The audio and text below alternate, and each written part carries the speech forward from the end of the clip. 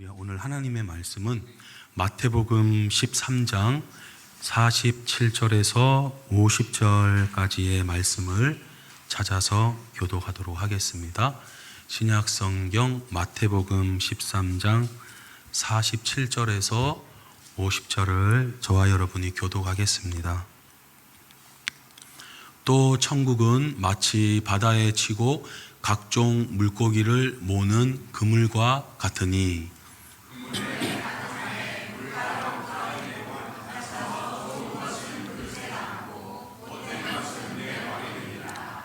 세상 끝에도 이러하리라. 천사들이 와서 의인 중에서 악인을 갈라내어 풀무불에 던져 넣으리니 거기서 울며 이를 갈리라. 아멘. 마태복음 13장을 저희가 계속 연이어서 보고 있는데 모든 것들이 천국은 이렇게 이제 예수님께서 말씀해 주시고 있습니다. 그래서 천국이 뭐지? 그러니까 자기가 생각하는 유토피아적인 세상을 그려내는 게 천국이 아니라 정말 실제적으로 천국은 이렇다, 이런 얘기입니다. 오늘 읽은 말씀, 자, 세상은 종말이 될 겁니다. 여러분, 이 세상이 계속 영원하지 않아요. 우리가 지금 세상이라는 시간 속에 살고 있지만 이거 조금 있으면 이제 끝나게 됩니다. 그래서 그러면 이제 결국에 세상은 끝날 텐데 그때 천국은 어떨까 하는 생각을 해보게 되잖아요. 그때 하나님께서 이제 뭐라고 말씀하십니까? 세상 끝에 이렇게 될 것이다. 오늘 말씀이 세상 끝에는 과연 천국이 어떨 것인가 라는 것을 우리에게 말씀해 주시고 있습니다. 천국은 어떻게 시작된다. 천국은 어떤 과정을 거치게 된다. 천국은 이제 세상 끝에 이런 모습으로 나타나게 될 것이다. 주님께서 우리에게 말씀을 계속 가르쳐 주셨어요. 천국은 작게 겨자씨 한 알과 같이 시작되는데 말씀이 뿌려지는 것으로 시작이 된다. 그래서 세상 창조도 말씀으로 시작이 되게 됐거든요. 사람들은 물리적으로 천문학적으로 연구하지만 너무 성경은 깔끔하게 이야기하고 있습니다. 세상에 빛이 있으라. 빛이 생긴 거예요. 태양과 달과 별이 생겨라. 하나님의 말씀이 떨어지자 그것들이 각기 반응을 해서 말씀에 순종하고 순응해서 세상이 완성되기 시작한 거예요. 그리고 열심히 사역하신 하나님께서 6일 만에 그 작업을 끝내시고 7일째 되는 날 쉬십니다. 그래서 하나님의 형상을 닮은 우리도 얘들아 7일째는 쉬어야 된다, 이렇게 얘기를 해주시는 거예요. 그래서 그때는 하나님께 시간을 들여서 예배를 드리고 경배하고 다시 마음이 새로워짐으로 살아가게 되는 그 리듬적인 패턴이 하나님께서 만들어 놓으신 그 패턴으로 따라가게 되는 거죠. 그래서 천국의 시작도 말씀을 뿌림으로, 그 말씀을 받음으로 특별히 우리 마음 가운데, 우리 모임 가운데 시작이 되어지는구나. 근데 하나님은 선하신 분이시라 하나님이 만드신 건 다 좋고 아름답고 선할 텐데 세상에 보니까 악한 사람들이 많이 있더라 이거예요. 범죄를 저지르고 세상을 파괴하고 너무너무 때로는 무섭고, 저런 악한 사람들이 어떻게 있을 수가 있느냐 궁금했는데 예수님께서 알려주셨어요. 사람들이 잘 때, 그러니까 영적으로도 이렇게 잘 때 원수가 그렇게 했다. 역사적으로 보면 사람들, 우리 하나님의 자녀들도 막 악에 빠지고 막 그런 어떤 시기들이 있었어요. 어둠의 시기들이 있었어요. 그때 또 어둠의 영이 계속 더 세상 가운데 가라지를 계속 뿌리는 거예요. 그럼 그거 즉결 심판해서 깨끗한 세상 만들면 되는 거 아닙니까? 라는 의구심을 참 많이 가졌었는데 하나님께서 말씀하시는 거예요. 너희들이 다칠까 봐 보류하고 있다. 우리 때문에 가라지들을 제거하지 못하고 계시는구나. 예수님의 가르침을 통해서 우리가 그 과정까지, 그래서 악과 선이 지금은 공존하는 세상이구나, 이러는 거예요. 그것들을 계속 알게 되는 거예요. 근데 우리는 이렇게 미약하고 연약하고 나약한데 도대체 언제 하나님의 강력한 능력이 더욱더 우리 가운데 나타날 것인가? 얘들아, 천국은 그렇게 겨자씨 하나같이 사람들에게 무시당하고 존재감이 미미하고 작은 것 같지만 점점 자란단다. 누룩처럼 자라고 겨자씨 하나를 점점 자라는데, 그 겨자씨가 얼마만큼 자라냐면 겨자씨가 세상에서 자랄 수 있을 만큼 그거보다 영적으로는 훨씬 더 많이 자라서 새들이 와서 깃들 정도로, 누룩이 뻥뻥뻥해서 모든 빵을 새롭게 해주는 능력처럼 바로 천국의 마음을 품고 있는 자들이 교회가 이렇게 될 것이다, 이렇게 얘기하는 거예요. 소망이 우리 가운데 있는 거죠. 지금의 현실을 보면 그러니까 현실만 계속 얘기하는 분들은 소망을 가지기가 힘들어요. 현실 보고 생각은 비관적이고 부정적이 될 수밖에 없는 것입니다. 그런데 이 보배가 믿지 않고 세상 사람들에게는 감추어져 있어가지고 없어, 신은 없어, 진리는 없어, 선은 없어, 그냥 이기적으로 살아야 돼, 더 세게 살아야 돼. 자, 이렇게 이야기하는데 우리는 그 보배를 발견했다라는 거예요. 그 감추어져 있었는데 그 보배를 발견해서 어떻게 해요? 그 발견한 기쁨이 어느 정도냐면 자기의 모든 소유를 갖다가 팔 만큼 너무너무 좋은 거예요. 그래서 우리가 그런 얘기 들었잖아요. 저 예수한테 미쳤다고. 저거 갑자기 교회 다니기 시작하더니만 정신줄을 못 잡는다고, 답답하다고, 저렇게 그냥 맨날 헌금한다 그러고 맨날 봉사한다 그러고 맨날 예배 드린다 그러고 아유 좀 적당히 해라, 적당히, 그런 소리를 막 들었는데 그게 아니더라 이거예요. 사람들 판단 들을 때는 내가 좀 심한가? 내가 너무 빠졌나? 아니라는 거예요. 성경이 예수님께서 얘기해 주시는데, 얘들아 정상적인 마음의 상태가 어떤 줄 아니? 자기 소유 다 그냥 팔아 제낄 정도로 하나님의 그 나라, 그 천국을 사모함으로 달려가는 사람이 바로 천국 발견한 자의 마음의 상태란다. 아유, 저도 예수님을 믿긴 믿었는데 그런 이야기 듣고 막 할 때 막 혼란스러웠어요. 근데 성경에 보니까 우리가 믿는 예수님은 그렇게 얘기 안 하시더라고요. 심지어 교회 다니는 사람들조차 어떤 사람이 너무 교회 자주 나온다라고 막 이런 얘기까지 해서 야, 이게 뭐가 맞나 했는데 예수님은 그렇게 얘기 안 하시는 거예요.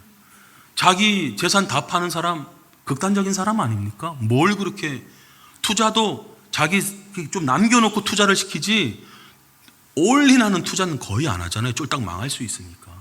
근데 천국을 발견한 사람들은 그와 같은 마음으로 지낸다라는 거죠.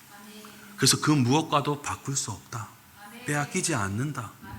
그 가치가 내가 가진 이 재산, 전 재산 다 해도 내가 평생 모은 것하고도 감히 비교할 수가 없다. 여러분, 천국은 그런 것인 줄로 믿습니다. 자, 그런 가운데 결국 세상은 끝이 날 텐데 그때는 어떠할까? 주님께서 가르쳐 주신 거예요. 세상 끝은 이럴 것이다. 그게 오늘 그물에 대한 비유인 것입니다. 세상 끝에 천사들이 먼저 오고 의인 중에서 악인을 분류해서 풀무불에 던져 넣게 돼서 악인들은 이를 바득바득 갈면서 울면서 영원히 지내게 될 것이다. 근데 여러분, 이 비유 비슷한 거 혹시 마태복음 13장 읽으면서 들으면서 혹시 보신 적 기억 안 나십니까? 네, 우리 가라지 비유 혹시 기억나세요? 자, 38절에 보면 가라지 비유가 나왔는데요. 자, 그때 설명은 이렇습니다. 밭은 세상이다. 하나님께서는 좋은 씨를 계속 주셔서 천국의 자녀들을 만들어 가고 계신다. 근데 가라지는 악한 자의 자녀들이다. 가라지를 뿌리는 원수는 하나님이 아니라 마귀다. 근데 추수 때가 이른다. 그때는 세상 끝이다. 추수꾼들은 천사들이다. 비슷하네요. 그런즉 가라지를 거두어서 불에 사르는 것 같이 세상 끝에도 그런 심판이 이루어지게 될 것이다. 그럼 뭐 똑같은 비유 그냥 한번 반복하고 있는 겁니까? 자, 근데 밭은 세상이고 좋은 씨는 천국의 아들들이고 가라지는 악한 자의 아들들인데, 여러분, 가라지가 알곡으로 곡식으로 바뀔 수 있습니까? 없습니까? 가라지는 안 바뀝니다. 가라지는 안 바뀌어요. 가라지는 그냥 쭉 가라앉은 거예요. 그래서 우리가 잃어버린 양을 찾으러 간다는 표현을 하는 거예요. 새로운 사람을 모집하고 있는 게 아니라 하나님의 자녀들을 계속 찾고 있는 거예요. 자, 그러면 오늘의 비유는 뭐가 다른 겁니까? 여러분, 지난번에 본 가라지 비유는 세상에 있는 악한 사람들 가라지와 그리고 하나님의 자녀인 곡식들에 대한 분리를 말씀한 거고요. 자, 오늘은 세상을 이야기하고 있는 게 아니라 교회 안을 이야기하고 있다라는 것이 대부분의 학자들이 이야기하고 있는 비유의 참 뜻입니다. 자, 오늘 그거를 짤막하게 살펴보도록 하겠습니다. 읽은 47절 말씀 한 번 더 읽도록 하겠습니다. 시작. 또 그물과 같으니. 아멘. 천국은 그물과 같다. 천국은 그물이다. 자, 천국은 무슨 그물이냐? 바다에 각종 물고기를 모으고 있는 그 그물이다. 자, 그럼 이해해 봅시다. 잠깐 아까 제가 힌트를 드렸는데요. 자, 바다는 뭘까요? 바다는 세상이겠죠. 이 온 세상에 각종 물고기는 뭘까요?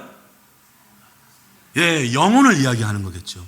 그래서 우리 마태복음 4장에 보면 예수님께서 제자들에게 뭐라고 말씀하셨습니까? 사람을 낚는 어부가 되게 하리라, 이렇게 말씀하셨잖아요. 자, 그러면 그 물고기를 담고 있는 이 세상에서 담고 있는 그물은 무엇일까요? 교회가 되는 거죠. 이해가 되시죠? 그러니까 아까 가라지 비유하고는 다르잖아요. 가라지는 세상 속에 저런 악한 사람들이 어떻게 저렇게 많이 득세하고 있냐, 원수가 하나님 어떻게 저러실 수 있느냐, 그게 아니라는 거예요. 그럼 오늘은 이 바다라는 큰 세상에 하나님께서 영혼들을 모으기 위해서 뭘 세우셨어요? 그물을 세우는 거예요. 아, 그래서 하나님께서 열방에 수많은 교회들을 팍 세우셔서 물고기들 지금 모으고 있구나, 영혼들을 모으고 있구나, 이렇게 이해할 수 있는 거예요. 아, 그렇구나. 그래서 교회가 세워져 있구나. 할렐루야. 여러분, 근데 이 교회 세우는 게 보통 일이 아니었던 거예요. 예수님께서 피 몸을 다 바쳐서 교회를 세우시고 성령께서 오셔서 교회가 시작이 됐다라는 겁니다. 자, 근데 물고기인데 한 종류의 물고기를 모으세요? 각종 물고기를 모으세요? 각종. 그러니까 우리가 이제 이걸 알아야 돼요. 어떤 분들은 교회 다니면서 어떻게 저런 사람이 교회에 있냐고, 저런 악한 사람이 저 교회에 있냐고, 나는 예수는 좋은데 교회는 싫어 하면서 교회를 막 그냥 등지고 막 이런 분들이 계세요. 그때 그런 분들에게 말씀하세요. 저기요, 교회는 각종 물고기를 담고 있는 그물과 같답니다. 물고기들 그물에 잡히면 처음에 어떻게 돼요? 막 하잖아요. 큰 물고기, 뭐 작은 물고기, 성질 더러운 물고기, 막 괜찮은 물고기, 얌전한 그냥 뭐 조금 피라미 같이 조그만 물고기, 뭐 각종 물고기들 다 있어요. 근데 그 그물 속에서 어떻게 해요? 점점 육신의 그 힘이 빠지고 성령의 힘이 생겨나는 줄로 믿습니다. 이 그물이 그래서 중요한 거예요. 그 그물에서 계속. 그래서 각종 물고기가 있는 그물이구나, 이렇게 생각하셔야 돼요. 한 종류만 있으면 안 된다. 같이 막 부딪히기도 하고 막 고래 싸움에 막 난 새우인데 막 등이 막 터져버리고 막 이러기도 하는 것 같은 거예요. 그래서 각종 물고기를 모으고 있구나. 그러면 이렇게 계속 모으고 있는 이 그물, 이 교회, 이거로 그냥 계속 지속이 되는 겁니까? 아니라는 거예요. 이렇게 계속 모으고 있다가 이제 어떻게 되느냐?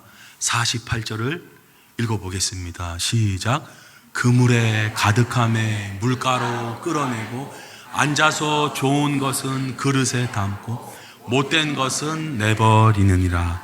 아멘. 언제까지 그물을 계속 두세요?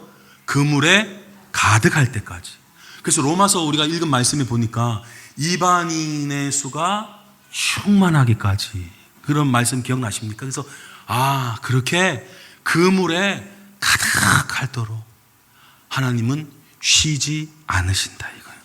하나님은 적극적으로 기다리고 계신다 이거예요. 그물을 쳐놓은 이 어부가 계속 보고 있는 것처럼, 그래서 세상 모든 민족이 구원을 얻기까지 쉬지 않으시는 하나님, 이렇게 되는 거예요. 기다림이요, 이렇게 기다리는 분이 계시고 적극적으로 언제 오나 기다리는 분이 계시거든요. 하나님은 불꽃 같은 두 눈동자로 모든 영혼이 구원받을 때까지 계속 기다리시는 줄로 믿습니다. 그래서 아까 참 이 대표교대도 언급해 주셨는데요, 디모데전서 2장 말씀에 보면 하나님은 모든 사람이 구원을 받으며 진리를 아는 데까지 그물을 계속 이곳저곳에 두셔서 각종 물고기들이 모여서 그 그물에 다 건져져서 그릇에 담기를 원하고 계시는 거예요. 아까 우리 8절 다시 보시면, 48절, 물가로 끌어내서 그릇에, 좋은 것은 그릇에 담는다라는 거죠. 그러니까 그물이 가득하고 어떻게 해요? 물고기들이 가득할 때 끌어내서 이제 분류하는 작업을 하신다. 이렇게 세상 끝의 상황에 대해서 말씀하시는 비유입니다. 근데 그냥 기다리시는 게 아니라 간절히 기다리고 계세요. 이 표현을 잘 하고 있는 것 중에 하나의 예화가 누가복음 15장의 그 아버지의 마음인데요. 어떤 사람에게 2명의 이제 아들이 있었다고 합니다. 근데 이제 둘째 막내가 아버지께 말해요. 저 어차피 이거 다 유산 이렇게 나눠 주실 건데 제목 좀 빨리 좀 주십시오. 저한테 줄 거 좀 유산 좀 주십시오. 막 하니까 아빠가 그래 하면서 이제 줍니다. 줬더니만 아니나 다를까 며칠이 안 돼가지고 그거 아빠한테 받은 유산 다 챙겨가지고 그냥 먼 나로 가는 거예요. 가가지고 뭐하냐, 허랑방탕하게 그냥 막 돈을 다 쓰고 낭비한 거예요. 어떻게 됐을까요? 결국에는 이제 망해가지고 돼지가 먹는 쥐염 열매도 나도 이제 먹고자 하는데, 그것조차도 주는 사람이 없는 거예요. 뭐예요? 짐승만도 못한 상황이 된 거예요. 그래서 수치당하고 너무 배도 고프고 어떻게 해요? 안 되겠다. 나 이제 일어나가지고 아버지께로 다시 가야겠다. 여러분, 이게 뭡니까? 회개라는 거예요.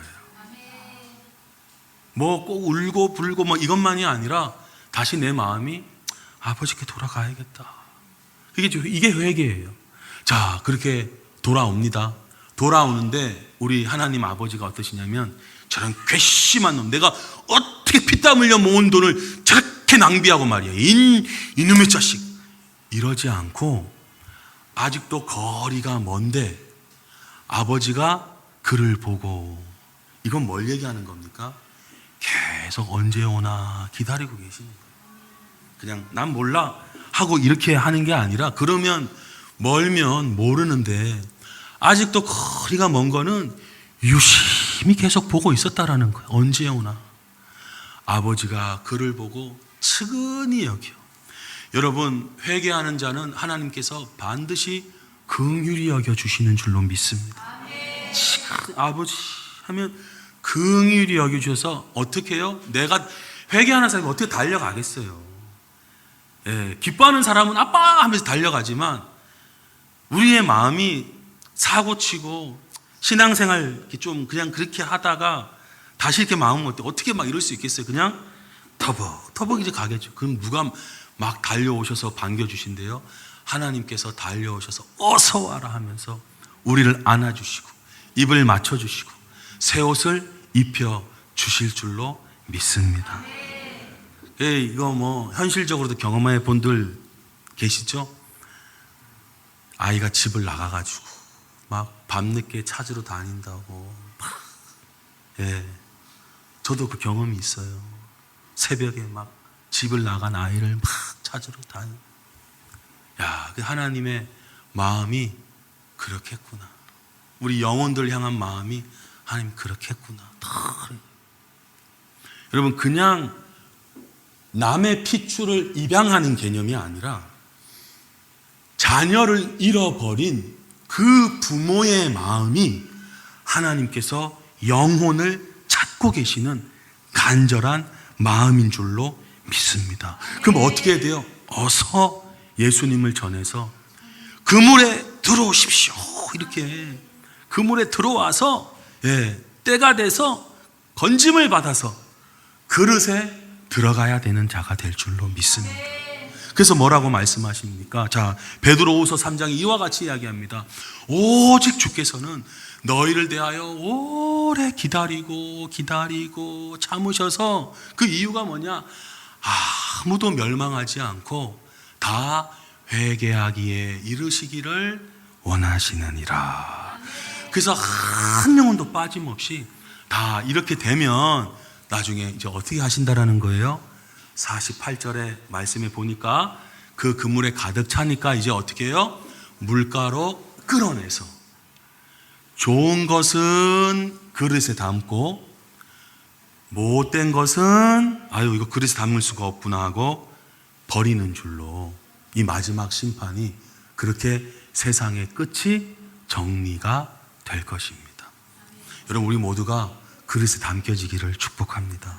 그러니까 알곡과 가라지는요, 세상에 있는 선과 악이고, 그물 비유는요, 교회 안에 있는 그물 안에 있는 선과 악에 대한 말씀을 하고 있는 거예요. 만약에 가라지 비유만 우리가 들었더라면 그냥 교회 다니면 무조건 그릇 담긴다, 그리고 교회 안 다니면 끝난다, 이렇게 이해하기가 쉬운데, 그것도 이제 하나 말씀해 주셨지만 그 그물 안에서도, 이 모여 있는 그물 안에서도 그런 또 심판이 이루어지게 된단다, 이렇게 주님께서 말씀해 주고 있는 것입니다. 히브리서 9장 27절 말씀해 보니까 한번 죽는 것은 사람에게 정해진 것이고 그 후에는 다 심판을 받게 된다, 이렇게 말씀하세요.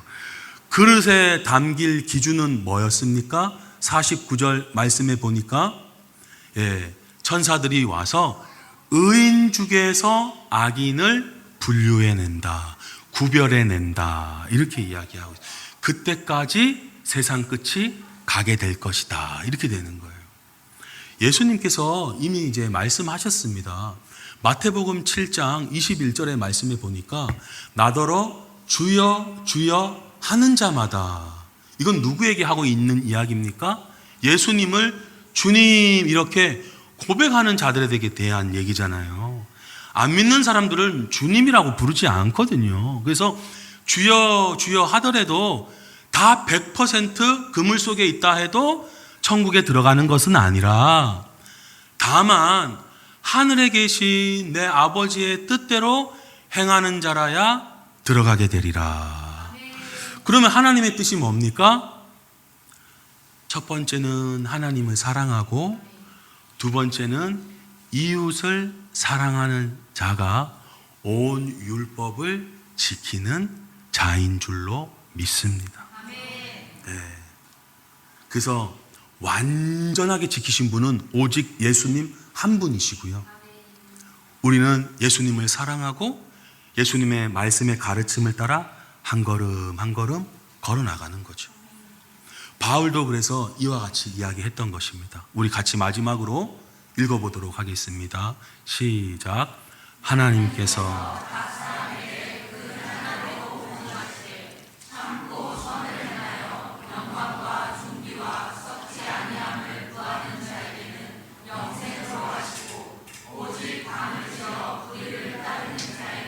진노와 분노로 하시리. 아멘. 하나님께서 어떻게 마지막에 이렇게 행하실 거면 각 사람에게 그 믿음대로 보응하신대요, 행한 대로 보응하신대요? 행한 대로 보응하신대요. 왜냐면 믿음이었잖아요.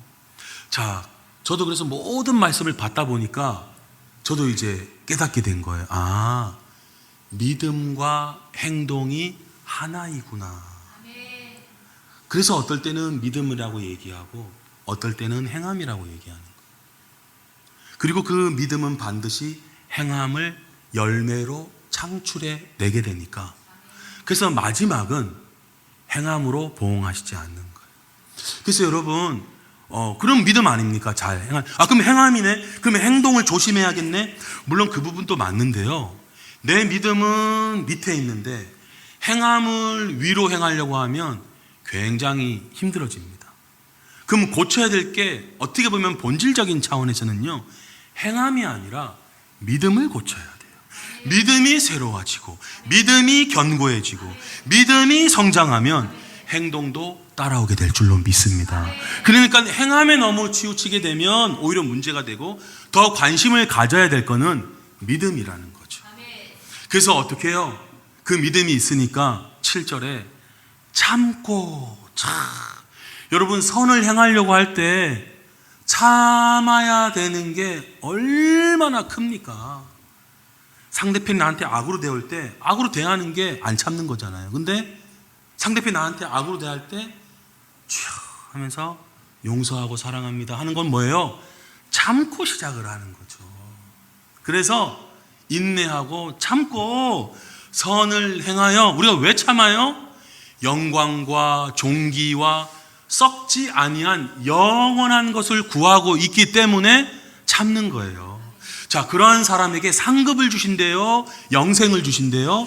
영생을 주신대요. 그 어떤 것과 이 영생을 바꿀 수가 없는 것입니다. 제가 얼마 전에 그 1960년에 캠브리지 의과대를 들어간 의료 선교사님의 간증을 들었어요. 그 영국 분이신데 그 60년대에 이제 의대 들어갔으니까 저는 그때도 그래도 유럽이 좀 괜찮나 했는데 아니더라고요.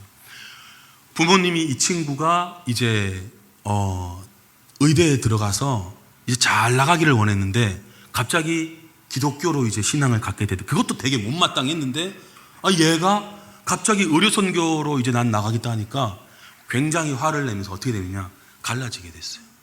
이 선교사님의 표현이 뭐라 그러냐면, 부모님을 너무 사랑했지만 저는 예수님을 더 사랑했습니다 이러더라고요. 그리고 나서 한국으로 온 거예요. 그때 우리 60년대만 해도 전쟁 끝나고 얼마 안 됐을 때라 한국이 완전히 피폐했잖아요. 그 가난한 마을에 어떻게 해요? 많은 사람들을 고쳐주고 도와주고 신앙적으로 세워주고. 그러고 나서 40년 만에 엄마를 만난 거예요. 근데 가족이 다 회복이 됐어요. 아버지랑도 이제 남은 생애를 같이 보내게 되고, 이분이 이제 영국으로 다시 돌아가셔서 그 한국에서 얼마나 귀한 일들을 많이 해주셨는지. 여러분, 우리 은혜 받았는 줄로 믿습니다. 우리가 다시 잘 되려면요, 예수 그리스도 밖에 없는 줄로 믿습니다. 그게 정답이고 그게 바른 길이에요. 예수 없는 성공, 예수 없는 건강, 예수 없는 축복, 무슨 의미가 있습니까? 그 마지막이 어떻게 될 건데요? 그분이 뭐라 그러시냐면, 참 감동을 받았는데, 우리의 일생 가운데 예수님을 위하여 살지 않는 삶은 의미가 없습니다. 오직 주님을 위한 삶이라야 영원히 남게 될 것입니다. 그런 고백을 하시더라고요. 그렇지. 그래서 여러분, 성경에 보면 예수님이 짜장면 드시고 베드로는 만두 시키고 그것 때문에 머리 붙잡고 싸우고, 오늘은 이런 얘기 없는 거예요. 왜요? 큰 의미가 없는 얘기. 짜장면 먹고 싶은 사람은 짜장면 먹고 만두 먹고 싶은 만두 사람 먹는데, 자, 그것이 근데 의미 있는 이야기가 되려면 먹든지 마시든지 주의 영광을 위하여 하라. 그러면 그 먹는 것도 영원한 것으로 의미를 담게 되는 줄로 믿습니다. 최고의 축복은 뭐냐? 영원한 생명인 거예요. 근데 무슨 성가 당 이렇게 당을 해서 자꾸, 그러니까 여러분 나쁜 거 할 때 자꾸 사람을 모으잖아요. 그러면 안 돼요. 그냥 불의를 따른 자들에게는 어떻게 해요? 진노와 분노로 하신다. 자, 로마 교회에 하시는 말씀인 겁니다.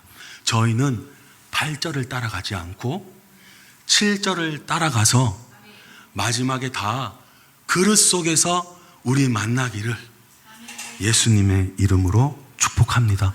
그래서 이 그물의 시간이 너무 중요한 거예요. 그물에서 바닥바닥바닥바닥 뗄 때 좀 이렇게 좀 맞고도 이렇게 해서 변화의 시간이 되셔서 다 좋은 물고기들이 되시기를. 가라지는 안 돼요. 그물에 들어와야 되는 겁니다. 가라지는 그냥 아예 그냥 끝난 거지만 그물에 들어왔는데 버려지는 영혼이 아니라 모두 다 그릇에 담겨지는 우리 모든 분들 되시기를 예수님의 이름으로